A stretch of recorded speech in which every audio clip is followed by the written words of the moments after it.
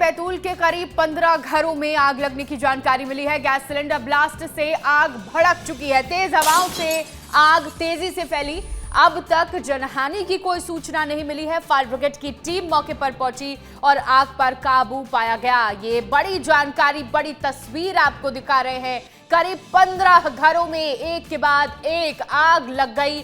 Gas cylinder लगातार blast होते गए और गैस सिलेंडर ब्लास्ट होने की वजह से आग जो है वो और ज्यादा फैलती चली गई। देखिए, गनीमत ये रही कि अभी तक जनहानि की कोई जानकारी सामने नहीं आई है।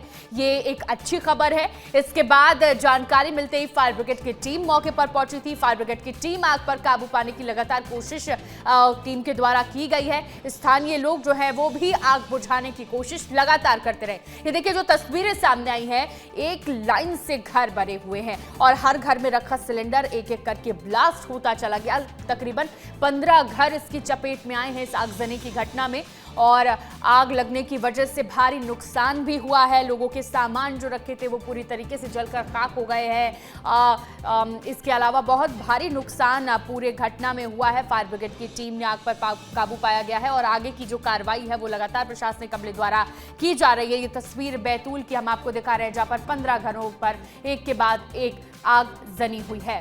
हमारे साथ हमारे सहयोगी शंकर राय जुड़ गए हैं। शंकर, क्या स्टेटस है फिलहाल, क्योंकि बड़ी संख्या में जो घर है वो जल गए इस पूरी आगजनी में? देखिए, इससे बड़ी मशक्कत के बाद जो भैंसदाई और भीमपुर की फायर ब्रिगेड ने आग पर काबू पा लिया था और घटना की सूचना मिलने के बाद जो बैतूल जिला कलेक्टर है सौरभ संजय, वो भी तत्काल घटना स्थल पर पहुंच गए थे और उन्होंने पीड़ितों को हर संभव मदद करने की बात कही है।